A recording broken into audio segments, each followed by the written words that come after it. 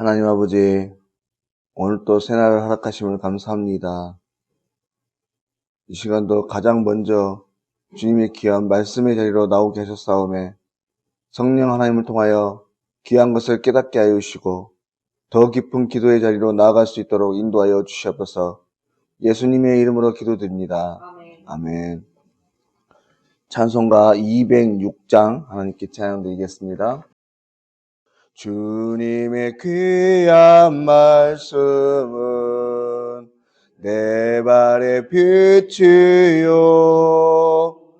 목마른 사막길에서 샘물과 같도다. 굶주린 나의 영혼을 만나로 먹이고 내 갈 길 밝게 비추니 그 말씀 귀하다. 낮에는 구름 기둥과 밤에는 불기둥 주 백성 밝게 나타나 인도해 주시네. 하늘의 깊은 지혜를 깨닫게 하시고 주 말씀 밝게 알도록 늘 도와주시어서. 아멘.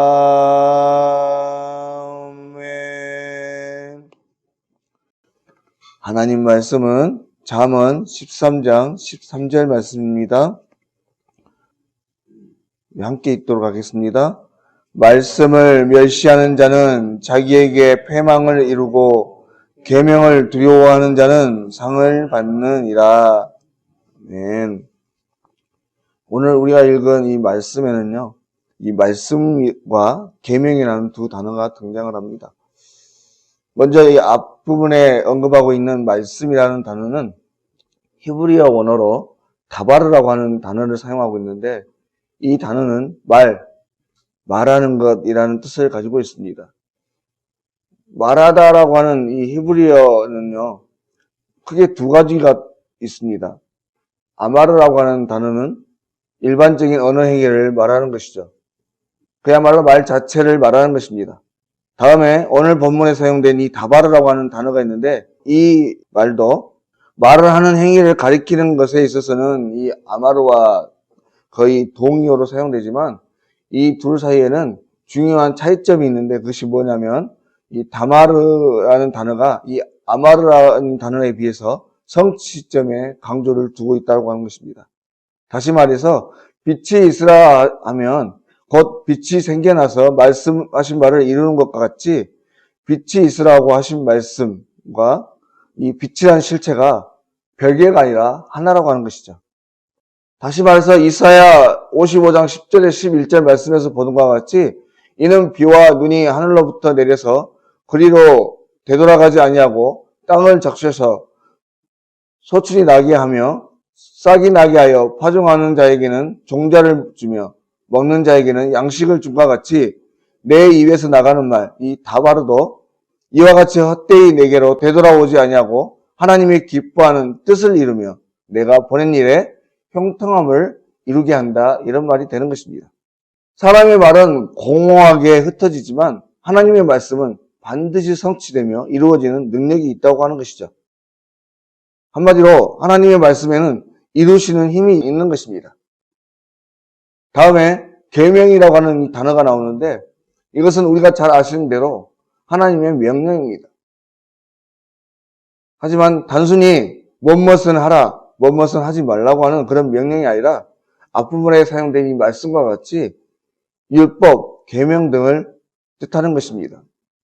한마디로 오늘 말씀은 지엄하신 하나님의 말씀, 이를 이루실 뿐 아니라 늘 가르쳐 주시고 인도하시는 그 말씀을 멸시하는 자, 결국 패망하게 되고 그 말씀을 두려워하는 자는 상을 받게 된다고 하는 것을 가르쳐 주고 있는 것입니다. 그러면 왜 말씀을 멸시하는 자는 패망하고 두려워하는 자는 상을 받게 되는가? 그것은 말씀을 대하는 우리의 태도와 관련이 있습니다. 여러분, 말씀을 멸시한다고 하는 것은 말씀을 존중하지 않는다는 의미가 담겨져 있습니다. 또 계명을 두려워한다는 말 속에도 그저 두려우니 멀리한다는 의미가 아니라 더 귀히 여긴다는 의미가 되는 것이죠. 그런데 하나님의 말씀을 존중하지 않는다는 말, 또 귀히 여기지 않는다는 말은 또 다른 말로 표현하면 순종하지 않는다는 표현이 됩니다. 사람이 누군가를 존중하고 존경하면 그 말에 전심을 다해 귀 기울여 듣게 되고 그의 말을 마음에 담아두며 그 말대로 실천하려고 애쓰고 노력합니다. 그 사람을 존중하는 마음이 없으면 무시하고 경멸하게 되는 것이죠. 우리가 잘 알고 있는 바와 같이 이 세상은 하나님의 말씀으로 지음받았고 오늘 또 말씀으로 친히 이끄시고 다스리고 계십니다. 그런데 하나님의 말씀을 존중하지 않고 무시하며 내 마음대로 내 뜻대로 산다면 여러분 이것은 하나님의 섭리를 거부하겠다는 의지가 되는 것이에요. 우리가 이 세상에서 법과 질서를 따르지 않고 편히 살 수 없는 것처럼 우리의 삶의 자리, 말씀을 저버리고 뒤에 18절 말씀해 보시면 훈계를 저버리고라는 표현이 있는데 하나님의 말씀을 저버리는 자, 그는 궁핍과 수욕에 이르게 될 수밖에 없게 되는 것입니다. 온 인류의 첫 시작이었던 아담과 하와를 보십시오. 처음 이들은 하나님께서 말씀으로 허락하신 완벽한 환경에서 행복했습니다. 하지만 사단의 유혹을 받고 하나님의 말씀을 저버리자 이 세상에 제약을 가져오게 하였을 뿐 아니라 하나님께서 지으신 아름다운 에덴 동산에서 쫓겨나 고통받는 삶을 살게 되었습니다. 사랑하는 여러분, 사무엘상 2장 30절의 말씀에 나를 존중히 여기는 자를 내가 존중히 여기고 나를 멸시하는 자를 내가 경멸하리라고 하셨습니다. 또한 신명기 28장의 말씀에서도 내가 만일 내 하나님 여호와의 말씀을 순종하지 아니하며 내가 오늘 내게 명령하는 그의 모든 명령과 규례를 지켜 행하지 아니하면 이 모든 저주가 내게 임하여 내게 이룰 것이니 내가 성읍에서도 저주를 받으며 들에서도 저주를 받을 것이요. 이렇게 말씀하시죠. 오늘도 자신의 말씀을 귀히 여기며 주의 말씀을 따라 살아가는 자에게 하나님께서는 복으로 세워주시고 그 말씀을 거부하는 자에게 저주가 임하게 될 것이라고 말하는 것입니다. 하나님께서 저주하는 것이 아니라 하나님의 말씀을 무시하고 그 말씀을 귀히 여기지 않고 살아가니 스스로가 패망의 길로, 멸망의 길로 갈 수밖에 없게 된다는 것입니다. 여러분, 이스라엘 역사나 세계 역사 의례를 한번 보십시오. 어느 나라건 어느 민족이건 하나님을 존중히 여길 때 하나님께서 그들을 존중히 여기심으로 그들이 위대한 나라가 되었고 번창하게 되었습니다. 하지만 하나님과 그 말씀을 무시하고 자기 멋대로 자기 소견대로 살아갈 때에 결국 패망의 길로 갈 수밖에 없게 되었죠.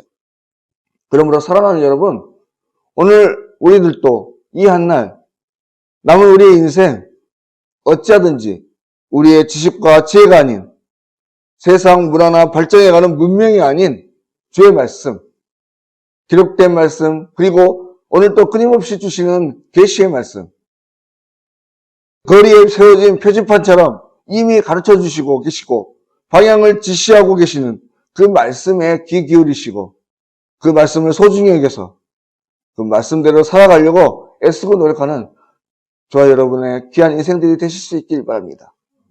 그래서 하나님께서 기뻐하시고 인도하시는 최상의 길, 하나님께서 우리에게 허락하신 하나님의 나라를 온전히 누리는 귀하고 복된 성도님들의 귀한 하루 남은 인생들이 되실 수 있기를 주의 이름으로 간절히 소망합니다. 기도드리겠습니다.